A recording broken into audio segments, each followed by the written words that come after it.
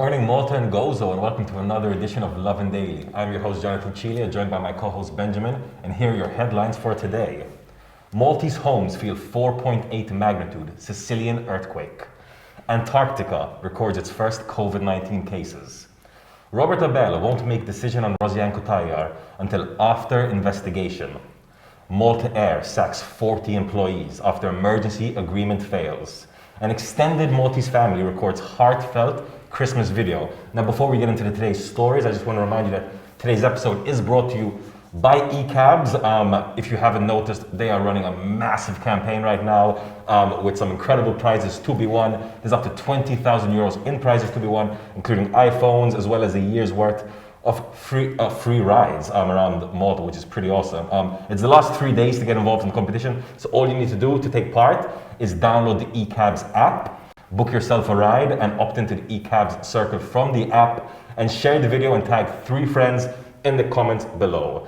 So that's brilliant. Definitely jump onto that. Ben, do you want to take us away in the first story, please? Sure. So the story that everyone has been talking about in the past 12 hours. Yesterday, Malta felt 4.8 magnitude Sicilian earthquake. So the earthquake was initially registered in the Sicily area of Sicily, and it occurred at around 9:27 p.m.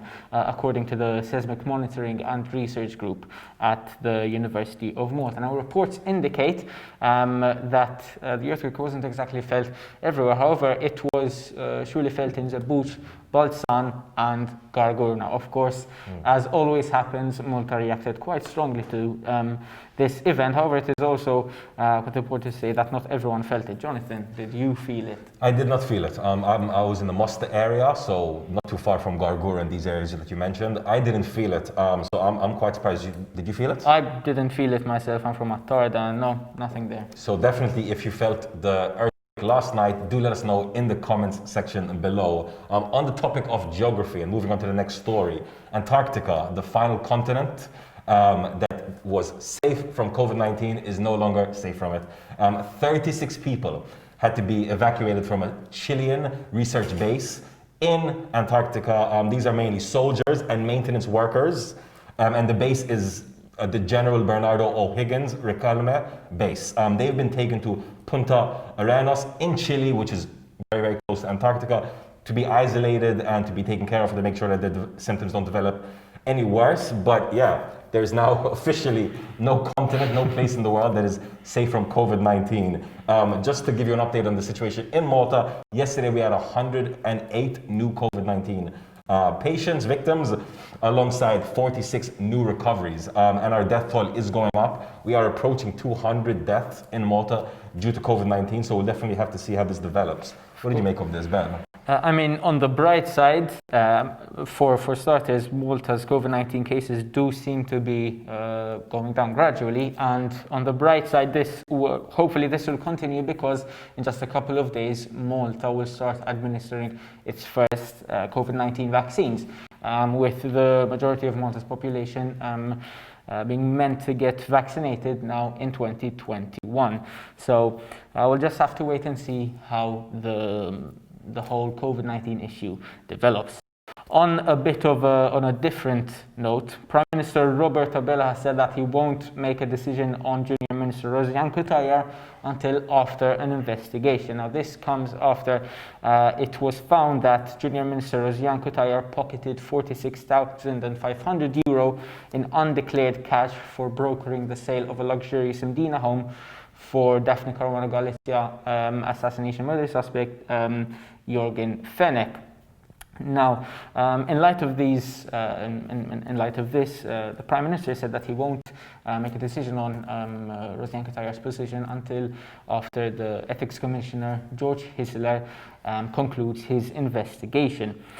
Now, the Qatar pocketed this amount of money due to Fenech's attempt to purchase an Mdina home for the opening price point of 3.1 million euro back in May 2019.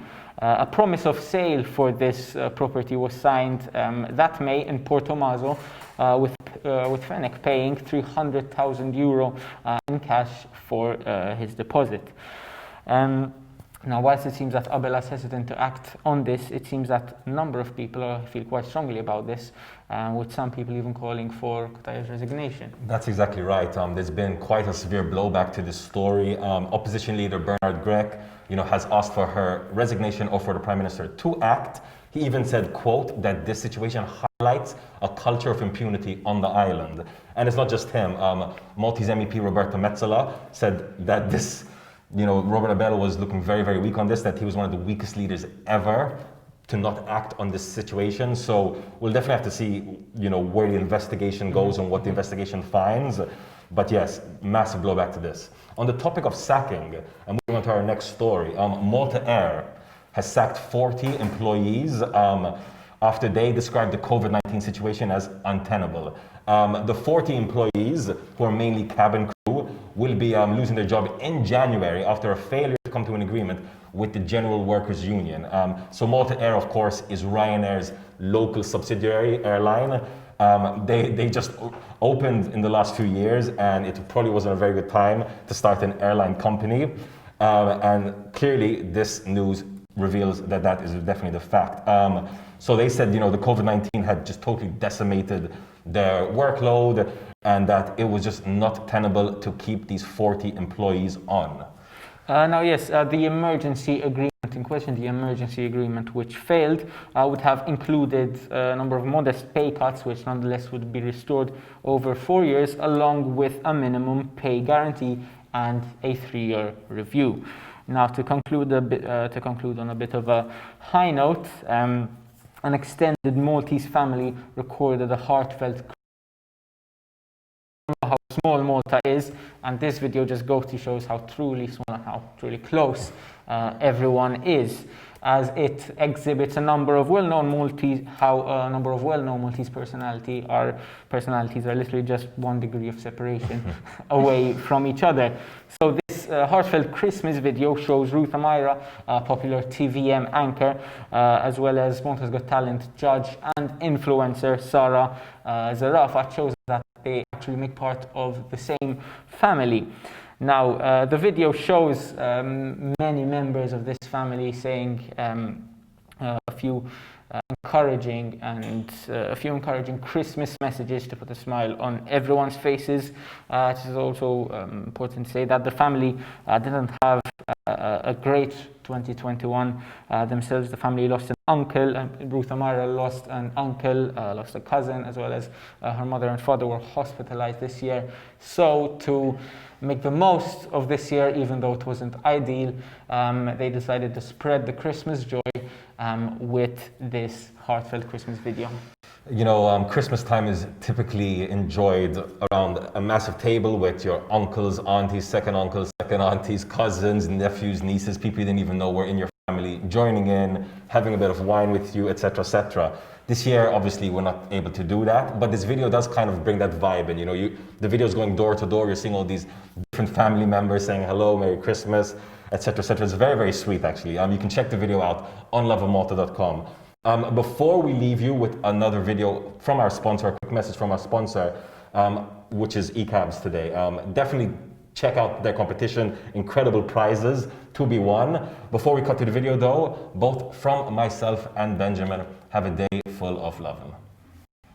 Hey everyone, we've got something huge up for grabs. Probably our biggest and best competition yet, worth a whopping 20,000 euros. And it's super easy to win.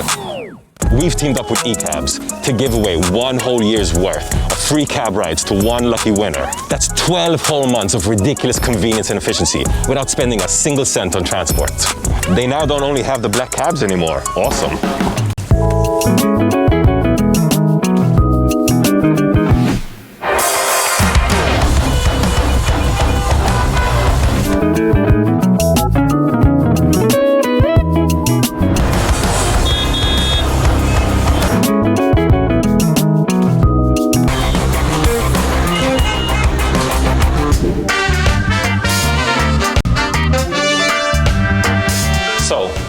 How do you win?